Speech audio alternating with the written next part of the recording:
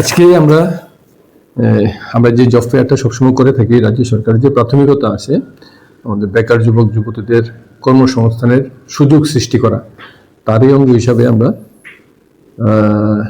National career model career centre west district এবং director employment service and manpower প্ল্যানিংয়ের উদ্যোগে একটা job ফেয়ারের আয়োজন করেছি।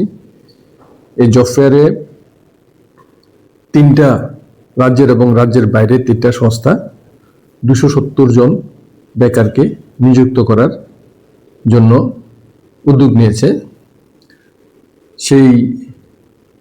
সেটারই আজকে ইন্টারভিউ হচ্ছে এবং ব্যাপক সংখ্যক বেকার যুবক যুবতী আমরা দেখেছেন তারা আজকের ইন্টারভিউতে অংশগ্রহণ করছেন। আশা করি আমরা তাদের যে রিকোয়ারমেন্ট, আমাদের যুবক যুবতীরা সেই রিকোয়ারমেন্ট ফুলফিল করতে পারবে এবং যথাযথ পোস্টিং ওরা পাবে। তো এর মধ্যে একটা সংস্থা বাইরের, যেটা তামিলনাড়ুতে সংস্থা, ওখানে আমাদের বেকার ভাই বোন যারা আছে জব সিকার, তাদের জন্য থাকা একটা ব্যবস্থাও ওনারা করবেন। এবং আমাদের রাজ্যে 2টা সংস্থা আছে, Axis Max Life and Satin Credit Care Network Limited, total মিলে 270 জন। এর আগের যে জব ফেয়ারটা হয়েছিল সেখানে কত যুবক পার্টিসিপেট করেছে মোটামুটি? সেখানে প্রায় 700-র মতো বেকার যুবক ইন্টারভিউতে অংশগ্রহণ করেছে। সবগুলো পোস্ট কি ফুলফিল হয়েছে? সবগুলো পোস্ট হয় না, 1-2টা কিছু পোস্ট থাকে যেগুলি আমরা তাদের যে রিকোয়ারমেন্ট আছে এই রিকোয়ারমেন্ট ফুলফিল করতে পারে না। একটা পার্সেন্টেজ সবসময় গ্যাপ থেকে যায়। আজকেরটা কত টাকা মোটামুটি কত কিরকম আসে?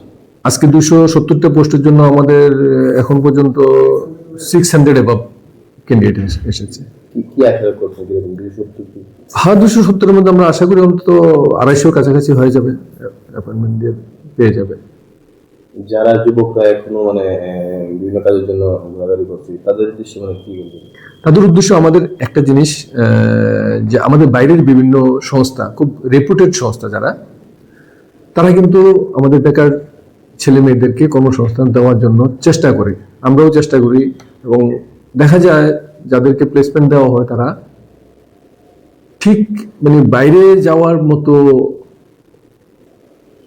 বাইরে গিয়ে কাজ করার মতো মানসিকতা এদের মধ্যে অভাব, যার ফলে দেখা যায় আমরা বাইরে যাদেরকে পাঠাই তাদের একটা অংশ থেকে যায়, যে অংশটা খুব ভালো, পরবর্তী সময়ে স্যালারি ইনক্রিজ হয়ে খুব ভালো অবস্থা যায়। কিন্তু যাদের এদের মধ্যে একটা অধিক সংখ্যক কর্মপ্রার্থী ওইখানে যায় না। এটা তাদের জন্য এবং আমাদের রাজ্যের বেকার যুবক যুবতীদের জন্য এটা ভালো বলবো না আর কি। এটা একটু এখন চিন্তা করতে হবে বাইরে যাওয়ার কথা, কারণ ত্রিপুরাতে চাকরির স্কোপ যতটা, এর চেয়ে অনেক বেশি স্কোপ বাইরে। কারণ আমাদের এখানে তো আপনারা জানেন বড় কোনো ইন্ডাস্ট্রি নেই, ওইখানে বড় বড় ইন্ডাস্ট্রি আছে। এবং আমাদের রাজ্যের বেকার যুবক যুবতীরা কিন্তু যথেষ্ট স্কিল্ড, এই জন্য প্রেফারেন্সটা ওরা পায় এখান থেকে। ওই কোম্পানিগুলি প্রেফার করে আমাদের বেকার যুবক যুবতীদের। কিন্তু আমাদের জব সিকার যারা ভাই বোনেরা আছে তারা সেইভাবে এখনো বাইরে গিয়ে চাকরি করবে এটাকে এখনো ঠিকভাবে রপ্ত করতে পারছে না। কিন্তু একটা পার্সেন্টেজ যায় যেটা খুব ভালোভাবেই ওইখানে কাজ করে এবং ভালো, তাদের বেতনক্রম খুব তাড়াতাড়ি তাদের কিন্তু বেতনক্রম বৃদ্ধি পায়। আমাদের রাজ্য সরকারের বা রাজ্যের যারা আছে এর থেকে তাড়াতাড়ি তাদের বেতন বৃদ্ধিটা হয়।